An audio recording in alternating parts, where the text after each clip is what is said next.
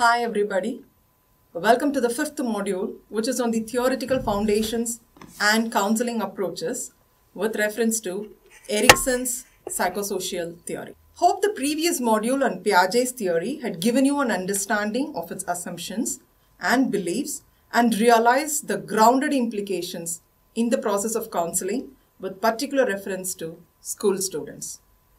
This module will explain the psychosocial theory postulated by Erickson and enlighten you on its influences in school counseling process.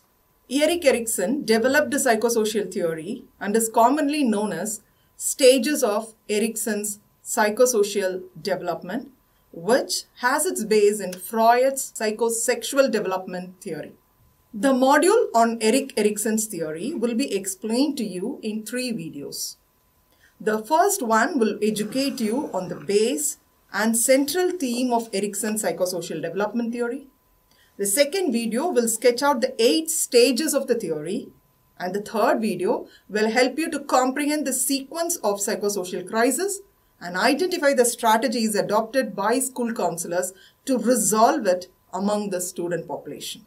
At the end of this first video, you will be able to understand the base and central theme of Erickson's psychosocial development theory.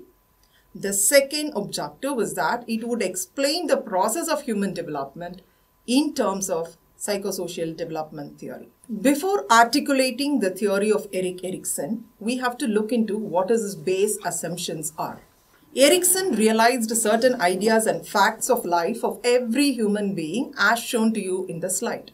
The first fact is that every personality trait of a human being comes in opposites. And also some of these traits are learned and others are inborn. For example, optimistic or pessimistic, independent or dependent, aggressive or passive, and so on. The second fact is that the world gets bigger as the person goes along and as and when he or she is exposed to. The third fact is failure is cumulative. But what is it? To understand the cumulative nature of failure, answer these 2 questions with consideration to orphaned children. The first question is that, do the orphan children find it difficult to negotiate problems in their later stages when compared to children brought up in a caring and better environment? The second question is that, do you think the deficits or deprivation faced by the orphan children in their early stages could be overcome all of a sudden as if the human spirit gets ignited? If your answer for the first question is true and the second one is false, then of course you have got Erickson's philosophy of life right. According to Erickson, the process of human development encompasses 3 processes: somatic, psychic, and ethos. Somatic is nothing but the biological process of hierarchic organization of organ systems constituting a body. Psychic process is a process of organizing individual experiences by ego synthesis. And ethos. Ethos is otherwise called as a communal process, and it is the cultural organization of interdependence between people. Erickson's theory posits 8 consecutive stages of human development from infancy to late adulthood. Erickson views these stages as developing in a predetermined order, contributing to the development of the individual. From birth, all these innate stages blossom as per the natural biological process, or the individual psychic process and the communal process. Every stage presents new challenges, and the individual is expected to encounter these challenges and gain proficiency over them.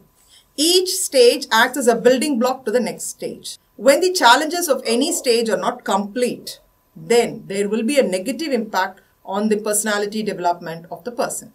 However, advancing to the next stage does not compulsorily require the successful accomplishment of the previous stage, and the results are modifiable by the experiences that the individual has in the upcoming stages. Erickson postulated that the development involves 8 stages, as I already told you, which happens through the process of negotiation between his or her psychological forces, that is psycho, and the socio-cultural forces that is called the social forces. These two conflicting forces cause a psychosocial crisis in each stage. An individual acquires a healthy personality and basic virtue by successful resolution of the crisis of that particular stage. Basic virtue forms the essential foundational strength to the ego, supporting conflict resolution. If, on the other hand, an individual does not succeed in resolving the crisis, the individual develops an unhealthy personality. But let us understand now what a psychosocial crisis. The psychosocial crisis means the challenge in which a person strives to strike a balance between psychological demands and social demands. The social environment within which one places these demands differ at each stage of development.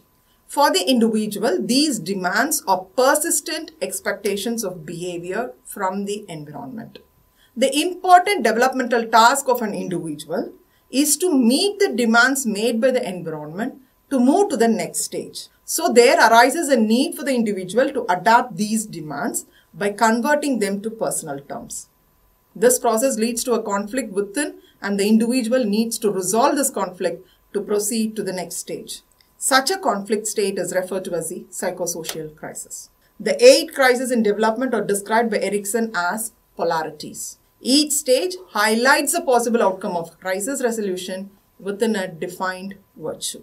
Erickson has greatly impacted our perceptions of identity development. He has importantly provided the background that helps in understanding the development process of identity formation, and that the quest for identity is an important theme in anyone's life. According to Erickson, identity is defined as a subjective sense as well as an observable quality of personal sameness and continuity, paired with some belief in the sameness and continuity of some shared world image. As a quality of unself-conscious living, this can be gloriously obvious in a young person who has found himself as he has found his communality. The main question that anyone asks self in the entire lifespan is, who am I? And the answer differs at each stage. As the child goes through each stage, the question is taken up and resolved, leading to the confirmation of the identity. Successful resolution of these crises leads to the development of identity, individuality, self-confidence and commitment, particularly in the areas of personal life and also in social life. Hope you understood the base of the psychosocial theory and its emphasis on identity. The next video will explain the stages of the psychosocial development. Thank you.